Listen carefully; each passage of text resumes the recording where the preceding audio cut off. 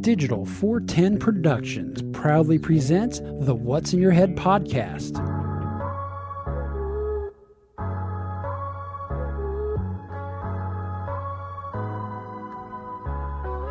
Digitized live from your company name here. Studios in Cape Coral, Florida. It's the What's in Your Head podcast. Your eyes are like a quarter of the way open. I got Chinese eyes and Chinese suits.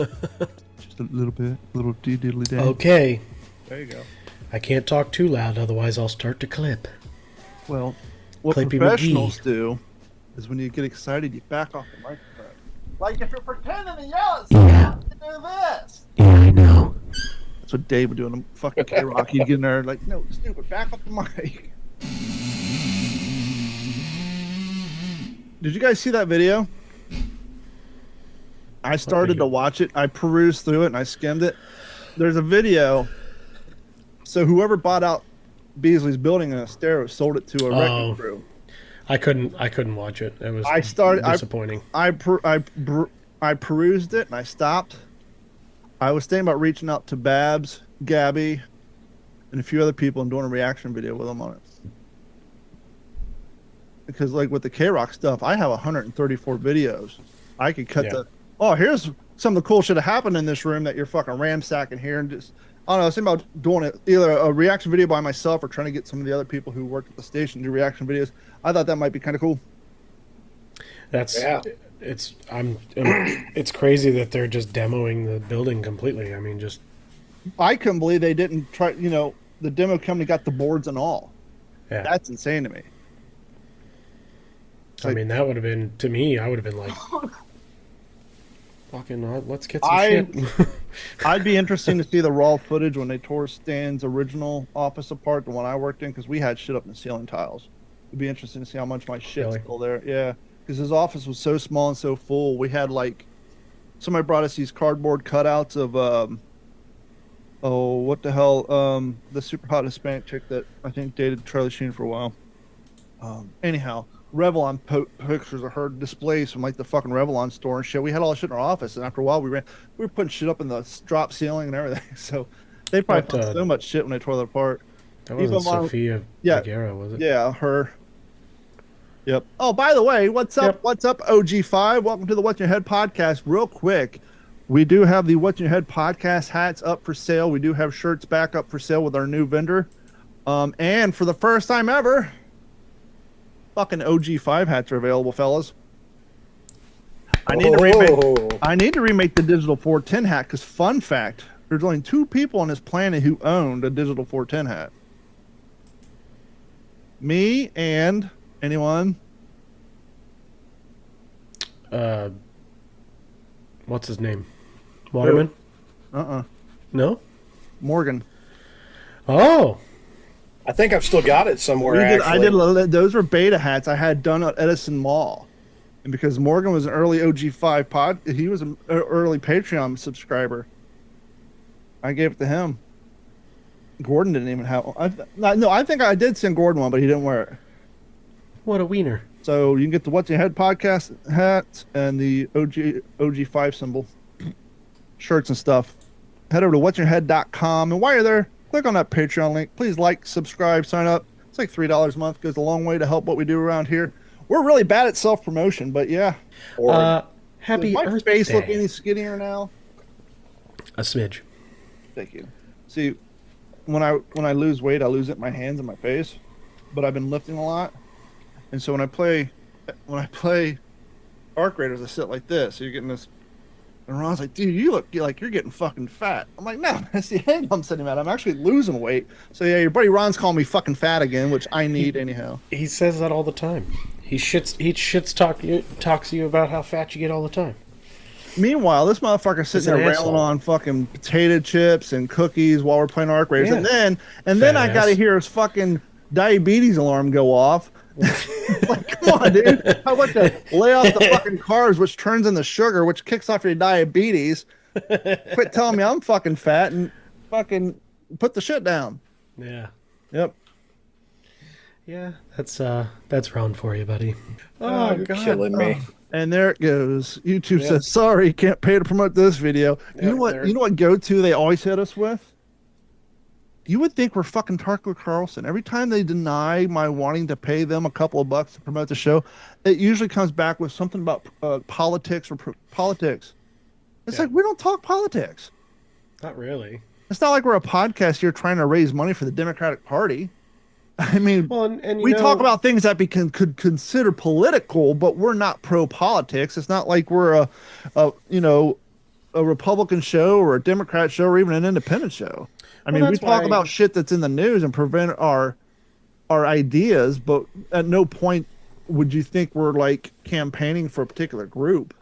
Well, that's why a lot of YouTubers, like 10 years ago, they were all upset and pissed off, and a lot of them were like protesting YouTube because of the demonetization thing that they had going on YouTube, where they changed how creators get paid and stuff like that. Yep. But I think YouTube does pay money to the popular creators.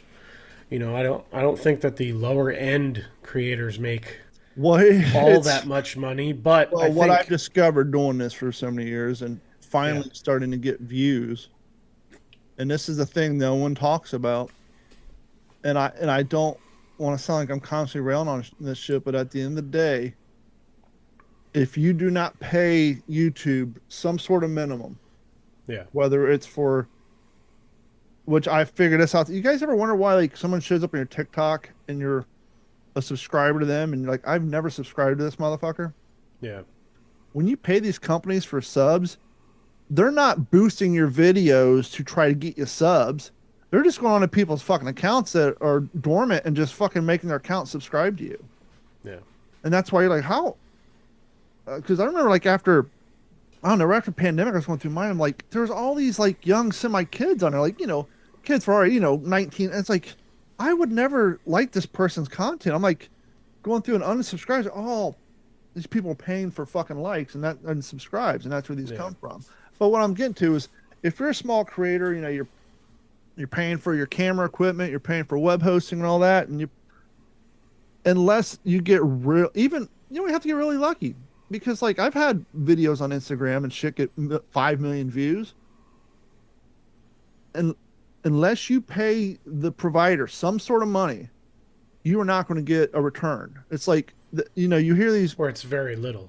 Yeah, like it drives me fucking crazy because I hear the Joe Rogans and some of these big podcasters talk about, well, anybody can have a podcast no more these days. There's no gatekeepers. It's like, the fuck there's not. Yeah. If you don't have, what the minimum advertising budget for Spotify is? Like if we wanted to buy What's in Your Head podcast advertising on Spotify, you know what the minimum investment is? I don't know.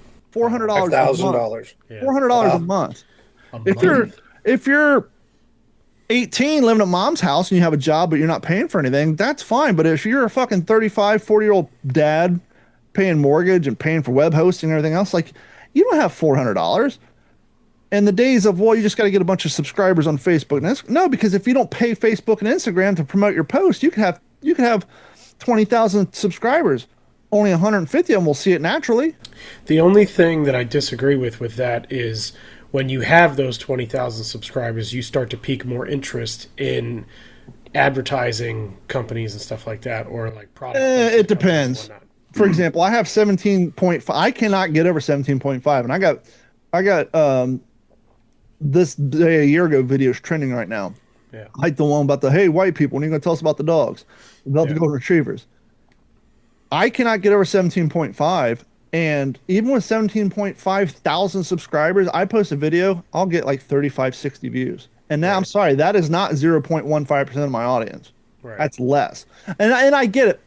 The argument being made, well, if you had 10,000 if you subscribe to 5,000 people and we showed y'all 5,000 of their videos posted one day, you'll never get through your timeline. I get that. But it's like, when you have Instagram, I think over 1,000 on my Don Abernathy page. I'd post shit and get like 10 views. It's like, so there are gatekeepers. It's called the tech companies and your wallet. Yeah. So it's frustrating, but it is what it is. Yeah, I well, think... but technically he's correct. anybody can have a podcast. It's just you might not have a but don't successful say there's no podcast. gatekeepers when I won't talk about it on the air until I clear it with the person. But you guys are in on it.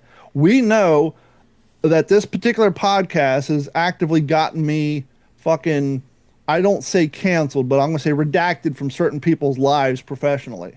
Yeah. Where I've been scrubbed from their whole, has been scrubbed from theirs. And so there's definitely gatekeeping. Like, is my mic fading in or out? Or is it just me? It's just you. On my side of my headset, like the volume drops out and then it just comes in real loud. So it's wavering. Probably time for a new headset, fella. I don't know. Actually, I'm watching the peaks on the.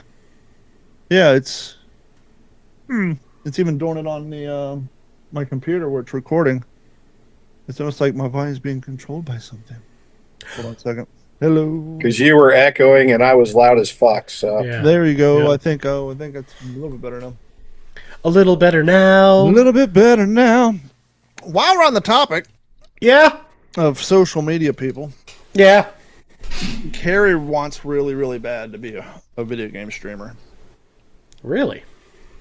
Well, she has for years, but now that I'm doing it and I have a setup, which we've actively tried. A little fun fact for you young cats who, if you want to stream from a console, you basically can't do it, not effectively. You can stream from Twitch from your Xbox console, but the overall problem is because of Microsoft, when you try to stream on Twitch through the console, it blocks all dialogue but yours. So that your streamers can't hear the people you're talking to in game chat because privacy settings and all that. Microsoft just doesn't want to deal with it. So they can hear your game, they can hear you talking, but if you're talking, like if you have people on your team, you're basically talking to yourself. Like people hear, 1/3 of the conversation. Well, they make ways around that. Trust me, we've looked into it. Yeah. So I got a monster capture card. Basically, you run the HDMI out through the capture card, run it to a computer. You can run it through OBS and record. Well, that works. The only problem is the old Xbox. You remember back in the day on old Xbox 360, it would sound like you were hearing your voice come out of someone's TV and then circle back in their microphone. It's like, oh, well, Kinda, yeah. I had the second controller turned on and that's canceled and there's no headphones. And so the audio's coming out of the TV and it used to create a loop. Well, Microsoft has gotten rid of that. So when you talk in a chat through a headset, it doesn't broadcast what you're saying through the Xbox audio output. It sends it through the Xbox internally and out the internet. It does not send that audio to your TV so that your voice will never come out of your TV, thus being like a musician in front of a PA system and get the feedback loop. Yeah, it's actually selectable. What we've tried, you on the new Xboxes, you cannot select. We've chat GPT'd it. We've tried. You cannot broadcast your mic audio through the HDMI cable. Not yours, no. That's what I'm talking about. Mine. Oh wait, you're talking about through. So I'm on the Xbox. capture I got card? my headset. Yeah. The capture card only captures what is sent to the TV because you're intercepting the HDMI signal. Well, since your mic volume never goes to the TV and will never come out the TV speakers, thus creating a feedback loop, it only goes into the console and out to the internet. So when you're trying to capture yourself streaming, once again, no one can hear you talking because the Xbox doesn't send the audio to your TV, and you're only capturing the audio and the video that goes to your TV. Well, there's a stereo input on it, and so I bought a stereo splitter, plugged in the back of her controller, so that when she plugs her headphones in, and then we run a stereo cable into the audio input, thus capturing the audio that comes out of her headphones and capturing the microphone volume that's going into the microphone, thus capturing that signal, setting it as a secondary signal to overlap with the game signal so people on the stream could hear both. The capture cards they support both inputs, but they only capture one at a time. So you can't say capture the HDMI plus the stereo cable. There's no software for the shit. I wonder if Elgato's one of the only ones that allows that, because my brother, he streams and plays games through Xbox. It must have card that monster card does not have any software, so you can't control the card. It's one or the other. So the Elgato may, but even so, what I did, and Elgato can't fix this. And this is what I'll get into because we thought about that. So what I did next is we have the HDMI running through the capture card into my computer, going to OBS. Then we ran that stereo cable instead of plugging it into the HDMI capture card. We just ran it directly into the microphone input on my laptop. So, right. And just like I'm doing here, I open up OBS, have the game coming in on a video and audio, and then bringing the microphone in as a second channel. The exact same way I'm doing this here. But the way Arc Raiders develops their game, now you can hear Carrie talking. You can hear the people she's talking to in proximity chat, but you couldn't hear me and Ron.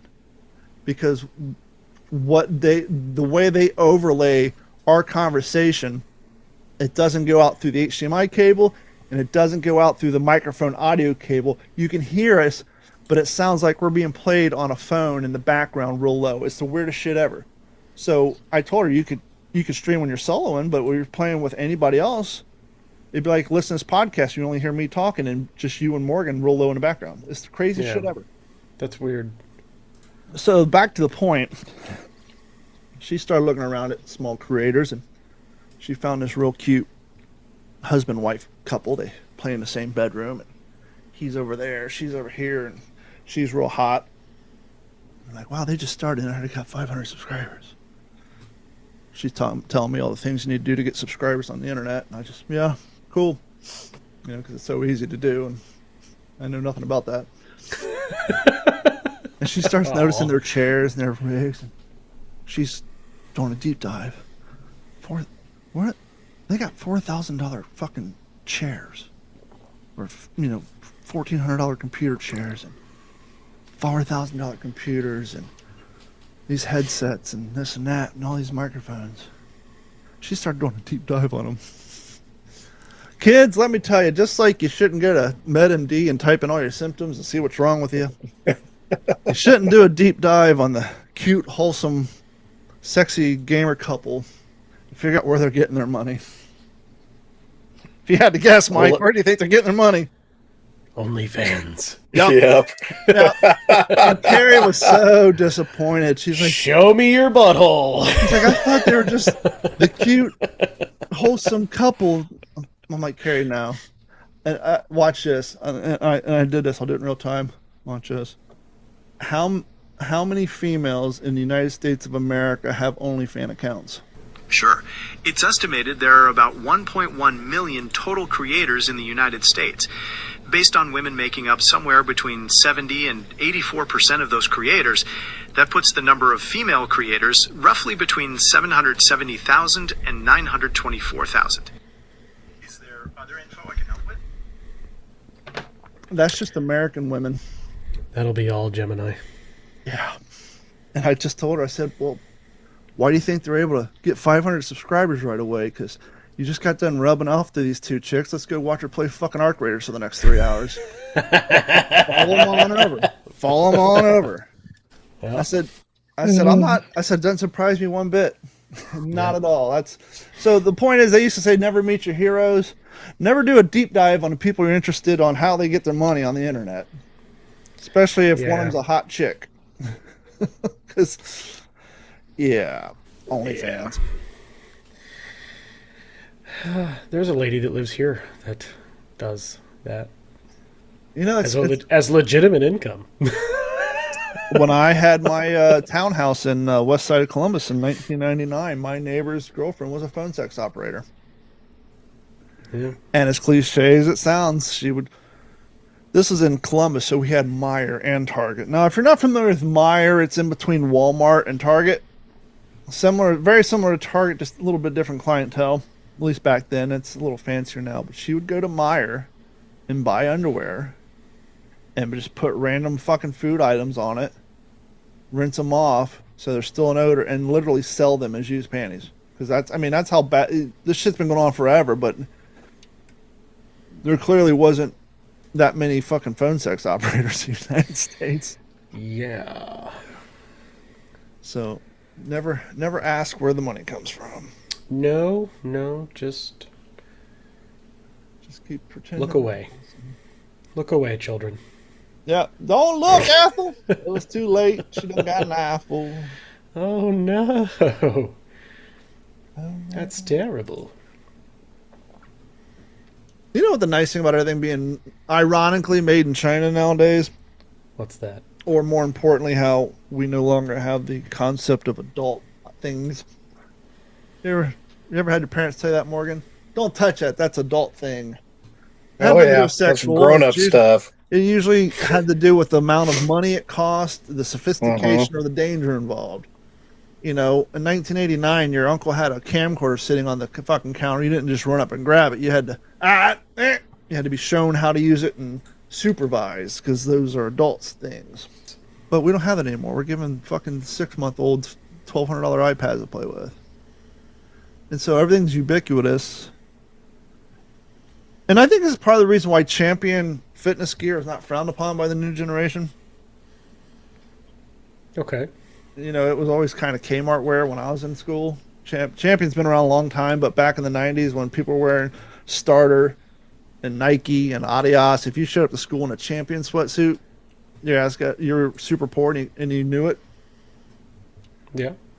But it doesn't mean that poor people shouldn't have access to cool shit. Yeah. Yeah! Hence the generic market. The generic market has gone away. Did you ever have a Game Boy, Morgan? Yes. Remember what the poor kids in your neighborhood had? The poorer kids? What was the poor version of the Game Boy? I don't know. Tiger Gaming Systems. Okay. Remember those? They were one-off games. It was just one game on a thing, and it was just black and white, like super. Not even. It was probably like 2-bit graphics, not even 8-bit. They say you want to be a street fighter. You're no street fighter. Not until you've mastered the 6 world warriors of the Street Fighter II handheld game. 100 hand slaps and rolling attacks, fireballs and hurricane kicks are your weapons. Beat 3 in a row, then we'll talk. Street Fighter II handheld game. New from Tiger. Batteries not included. We had so many. They're barely even 2-bit. Yeah. Do you remember those at all? Or are you looking them out online? I mean, it looks familiar, but I Yeah, never basically, had one. it was like a high-tech version of an Etch-a-Sketch. Yeah. It was basically, when the game was off, you'd see the background drawn on there. It was like a sunset or an alleyway. And so when you actually played the game, it was just black, transparent characters made up of squares doing like rudimentary karate kicks and shit. And it had like real bad ColecoVision audio along with it. Mm-hmm. But that's all they were. They were like disposable one-off games, but they were so much cheaper than Game Boys at the time. And that was kind of a big market for a while. I mean, there was always, and the joke was, anytime the word professional or pro was written on something, you know, if they're trying to convince you they're a professional quality, that's usually when it was something generic. Like when you went to the skateboard shop to get a professional skateboard, it would be a Vision Streetwear, a Vision. It would be H Street, Powell Peralta. There wasn't an actual professional level skateboard that sponsored Tony Hawk called Skateboard Deluxe Pro. It didn't fucking happen, right? So you're the poor kid. You want the Steve Caballero skateboard. You ask for a skateboard for Christmas, and your parents go to Kmart back then and come home with a street professional grade pro skateboard. And it's not that it wasn't name brand. It was just literally a plank of plywood with fucking hard plastic wheels. And I had Mongoose when Mongoose was actually by Walmart. a thing. Oh, No, after when they it got bought out by Walmart. Yep, I had Mongoose.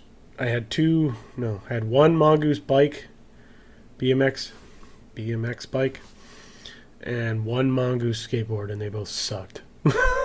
Things And are I'd always heard great things, like the older kids and stuff that I went to school with and whatnot. Like, oh, things were so shitty back Mongoose is then. the shit. Things were so shitty back then and so expensive that the bearings that come in your kid's fidget spinner that you bought at 7-Eleven are a higher quality than the bearings that came in those skateboards from Kmart back then. The bearings in those, that's what always blows my mind about these fidget spinners, is like, these would be called Swiss or German bearings, and you'd buy these at high-end skateboard shops in the fucking 80s. And they were selling them on 99-cent fidget spinners at fucking Walmart. But things have gotten cheaper and more streamlined, so that's definitely a benefit to living nowadays.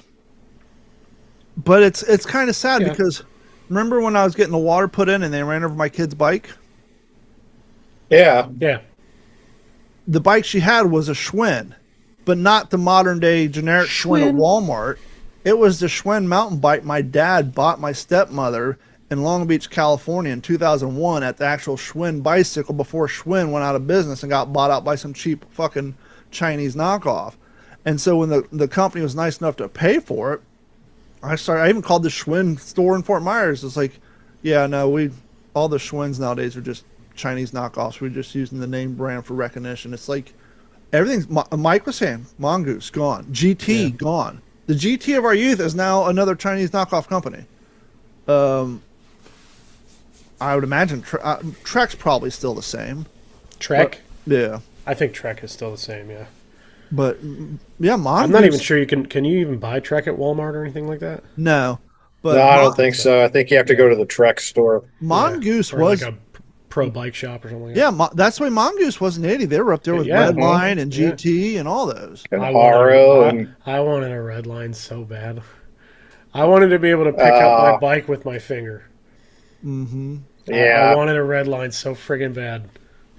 But yeah, when I was a kid, Mongoose was it, man. Yeah. I mean, that Mongoose, was Redline, Haro. GT was more of a BMX off-road bike, but kids still had them. I got the old Huffy. I had a Huffy. Yeah. The old Huffy. I had a Huffy until my Huffy, I don't remember what happened to it. I think I got too big for it or something. Mine like got stolen. And then I got the hand-me-down mountain bike. That was aqua green, and that got stolen out of my driveway and thrown into a canal by somebody who I know who did it. And I think I've seen your bike 5 times over. I've seen so many bikes in these fucking canals. Yeah. What's up, everybody? I hope you're enjoying this fishing content. Listen, do us a huge favor. As you know, we here at D410 Media, we use a lot of Cast King products. We love Cast King, but we want to share those products with you. So head over to d-410.com/fish.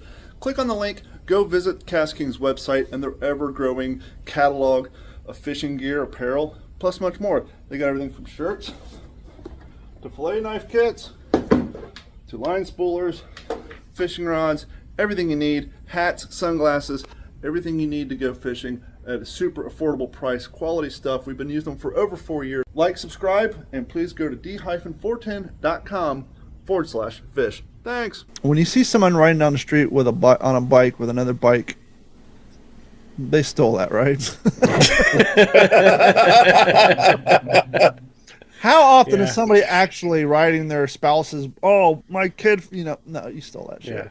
Yeah.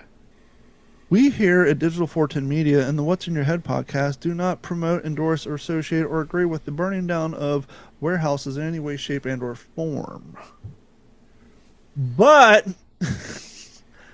kids, if for some reason you have an issue with your employer, and regardless if it's big, small, whether you're stealing paper or lighting fires, don't record yourself doing it. Your lawyer will thank you for it in the future. Should have paid us enough to fucking live. You know, we may not get paid enough to fucking live, but these bitches dirt cheap. Not only did he film himself and he wasn't even live streaming. He recorded it and then posted it after the fact of him lighting not one, but like 5 different pallets on fucking fire. And the other thing no one's talking about, he said, but these things cost $2. Did you see what he had in his hand? Why he had a Zippo? The dude was burning one down. He had a joint in his hand. Everybody fixates on the lighter. And if you look, he's holding a joint and then the lighter's behind it. So dude went to work, fucking lit up a spliff and then said, I'm burning this motherfucker down, but was dumb enough to record it and then post it on TikTok. You're making this really hard for your defense attorney. Well, it's like the people that there was a girl at one point. I think there was like this love triangle or something like that. They were teenagers or something like that, and this girl ended up killing these 2 people, and she was like posting TikToks or Facebook videos or whatever talking about it. Like, what did you think was in, and then go to court and then try to prove your innocence and claim that you're not guilty? How stupid are you? Do we have a term for this? There used to be a term in the early 2000s. Remember the phrase "ghetto famous"? Yep. Yeah. That's when there was a police chase in your neighborhood, and you knew which way it was coming, so you'd run out and jump up and down on the curbside so that you showed up on the news helicopter footage. It's called ghetto famous. What do we call it now when people are doing dumb crimes? Not just minor misdemeanors or larceny, but fucking full-blown arson and murder. And they're posting it online. I mean, it's clear. You can't just call it stupidity. It's got to be something more than that. Who else did that? It's got to be There was at a deeper rapper. level. Well, that's the thing. It's I was talking to somebody the other day about how, we have this obsessive need for stuff. And if we don't have stuff, we think that we're somehow, poor or whatever, even though we've got more stuff than, 90% of the world when we don't have shit. And it's the same thing with attention. We've gotten this belief, I guess, that we need a certain level of attention, or we don't have value. And there, it's like the old saying: "There's no such thing as bad publicity." Yeah, but I think part of that nowadays, which has been proven, is a lot of that's associated with the dopamine hit you get from the likes and the automatic response. Well, sure, but that's what I'm saying. I guess mean, it's a huge its dopamine hit core. to see yourself jumping up and down on the corner during a police chase on 6 o'clock news. Too, so I guess that was a dopamine hit there too. But I don't know. Yeah, this kid, YNW Melly, a terrible rapper from South Florida. Sounds about right. Got popular with the mumble rap game and all that. Sure. Killed 2 of his friends. And then wrote a song about it. Put the song out on a major label. Yep. And then got arrested not long after that. Was admitting that he did, talked about it and admitted to basically him doing it. Like, how stupid. I think I remember a TV show like Cops or Homicide. It wasn't like a mainstream one, but it was something similar where this guy was in prison. Same thing. Wasn't really a rapper, but just a local thug. He had his whole upper body tattooed and kind of like a sleeve, but it was tattoos and it was all the different crimes he committed. So he ended up getting caught on a rap, and somehow, I don't know if a cellmate dropped the dime on him or what, but word got back to the detectives. Just take a quick look at his tattoos. It's all spelled out there. It's like, dipshit. Man. But I don't know, man. Did you guys hear about the Southern? Oh, for those of you watching this on YouTube, you're probably going to have to download the rest of the podcast over whatsyourhead.com, because if this part goes on YouTube, we won't be able to promote the show if we haven't already exceeded that limit. So this is now the time to go to whatsyourhead.com or look at your favorite podcast app and download the rest of this episode. With that being said, did you guys hear about the Southern Poverty Law Center? This has been a Digital 410 production.